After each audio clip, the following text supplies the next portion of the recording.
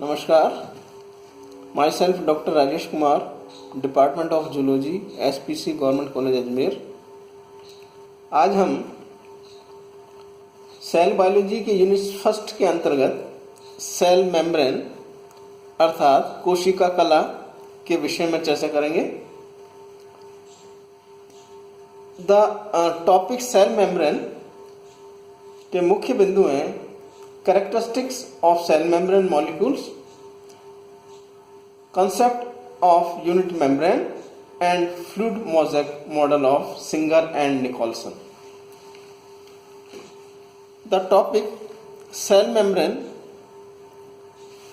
may be completed by some points. Introduction, characteristics of cell membrane, in which chemical composition of cell membrane. These are lipids, proteins, enzymes and carbohydrates. Concept of unit membrane model of Robertson and fluid mosaic model of Singer and Nicholson, and molecular organization of cell membrane.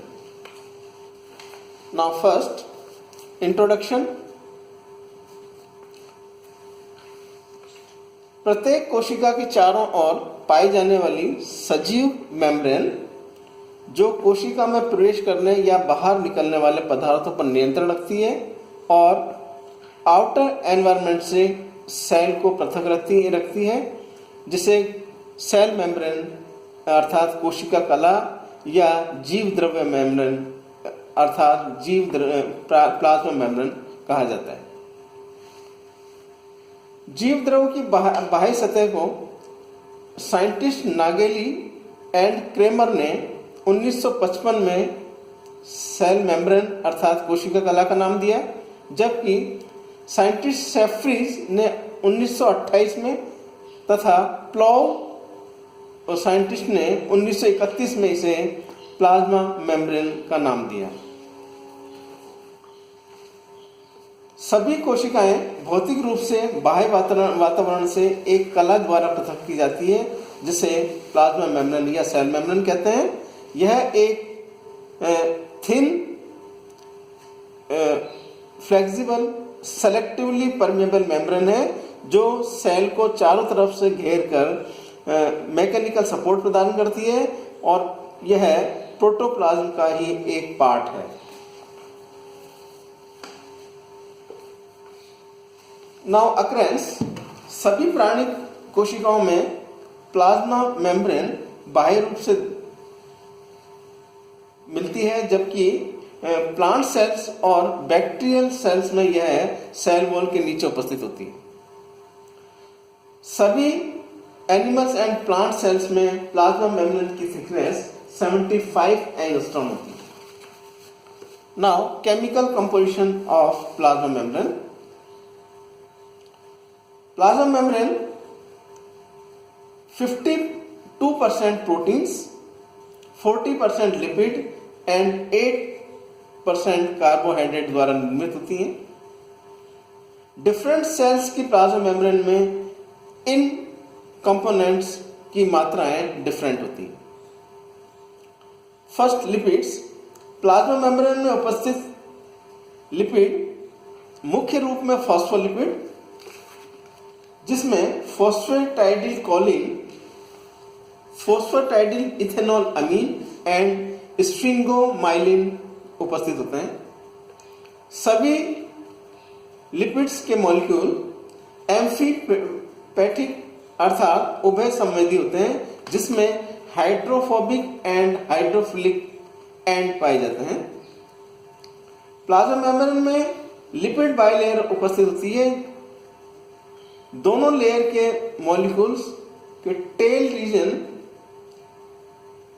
Hydrophobic अर्थात जल विरोधी जबकि अंदर की ओर स्थित होते हैं, जबकि हाइड्रोफिलिक प्रोटीन मेम्ब्रेन की ओर अभिविन्यस्त या ओरिएंटेड होता है। Now proteins, protein plasma membrane के इंपॉर्टेंट स्ट्रक्चरल कंपोनेंट है।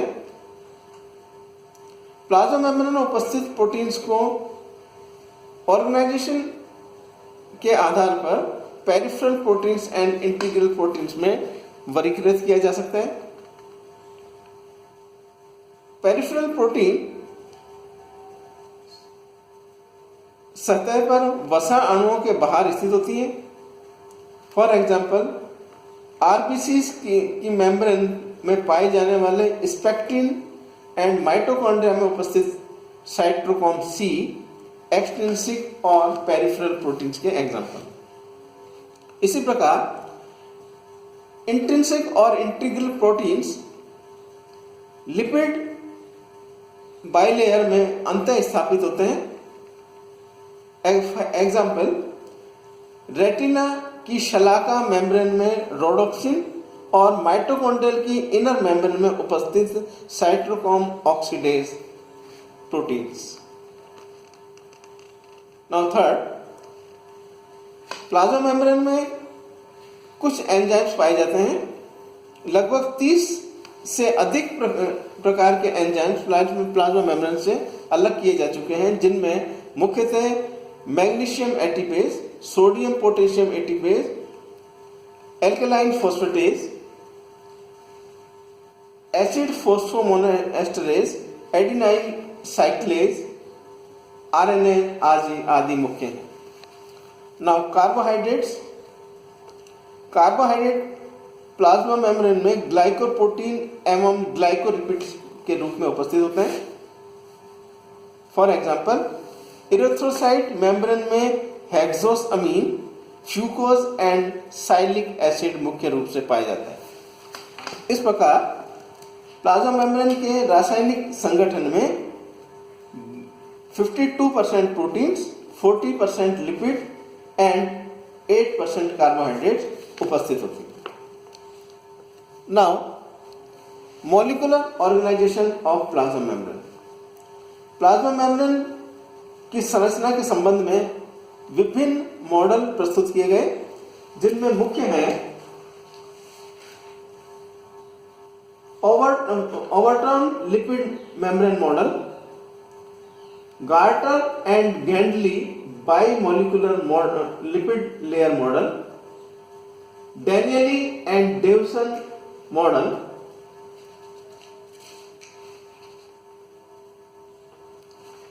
रॉबर्टसन मॉडल और Robertson unit membrane model and fluid mosaic model. Now according to syllabus हम unit concept of unit membrane and fluid mosaic model पर emphasis देंगे। First, concept of unit membrane model. Robertson ने 1959 में plasma membrane का ट्राइलेमुलर model प्रस्तावित किया, जिसके अनुसार प्लाज्मा मेम्ब्रेन 3 लेयर्स द्वारा निर्मित होती है, जिसकी कुल थिकनेस 75 एंगस्ट्रॉम होती है। प्लाज्मा मेम्ब्रेन के 3 लेयर में outer protein layer 20 angstrom thick, inner protein layer 20 angstrom thick and middle lipid bilayer 35 angstrom thick होती है। इस प्रकार का ट्राइलेमुलर स्ट्रक्चर यूनिट मेम्ब्रेन के नाम से जाना जाता है। रॉबर्टसन के अनुसार सेल्स और cell organelles, for example Golgi complex, mitochondria, lysosome, nucleus आदि की बायोमेम्ब्रेन्स ट्राइलेमुलर स्ट्रक्चर अर्थात एकल कला के रूप में पाई जाती है।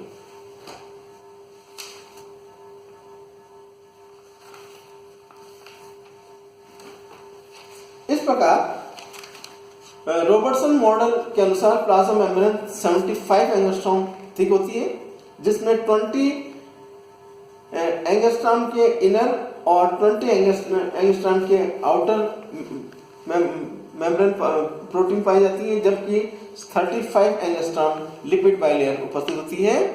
रॉबर्टसन के अनुसार यह ट्राइलेमुलर मॉडल अन्य कोशिकीय मेम्ब्रेन्स का स्पेसिफिक कैरेक्टर होता है।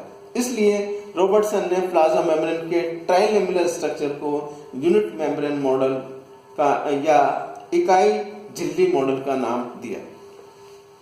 Now fluid mosaic model.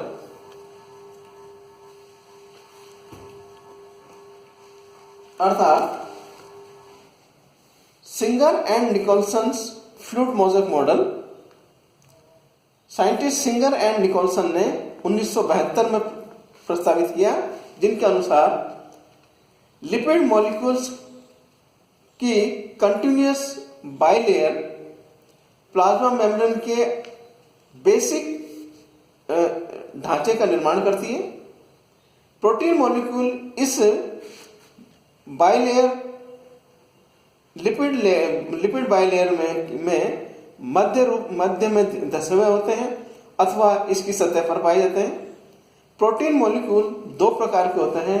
Intrinsic proteins जो कि लिपिड बाइलेयर में आंशिक या पूर्ण रूप से धसे रहते हैं, जबकि एक्सट्रिंसिक प्रोटीन लिपिड लेयर से ढीले रूप में संलग्न रहते हैं।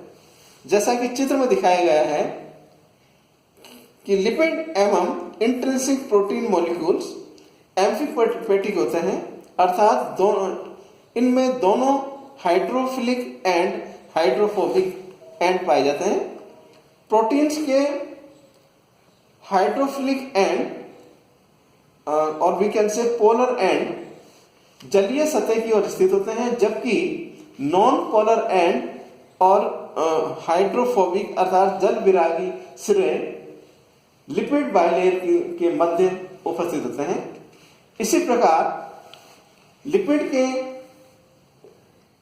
पोलर एंड अंदर की ओर और नॉन पोलर एंड बाहर की ओर व्यवस्थित होते हैं। इंटीग्रल प्रोटीन्स को फॉस्फोलिपिड की बाइलेयर से आसानी से पृथक नहीं किया जा सकता, जबकि एक्सट्रिंसिक प्रोटीन्स आसानी से अलग किए जा सकते हैं। इस प्रकार सिंगल एंड निकोलसन के अनुसार लिपिड मॉलिक्यूल क्वासी फ्लूइड अर्थात अर्ध तरल अवस्था में उपस्थित होते हैं तथा इंटीग्रल प्रोटीन्स के साथ मोजाइक अर्थात मोजाइक सांचे में विस्थापित रहते हैं। इससे मेम्ब्रेन में लचीलापन उपस्थित देखने को मिलता है। लिपिड मॉलिक्यूल अक्ष पर ट्रांजिशनल मूवमेंट और लैटरल डिफ्यूजन करने में सक्षम होते हैं। प्रोटीन्स एंड लिपिड्स के अनियमित विन्यास के कारण प्लाज्मा मेम्ब्रेन एसिमेट्रिकल स्ट्रक्चर के रूप में दिखाई देती है।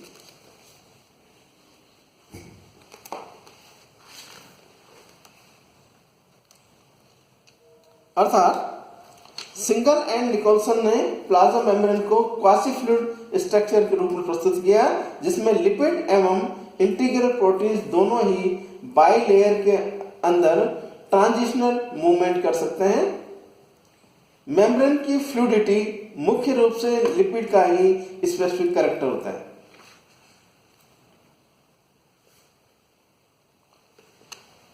धन्यवाद।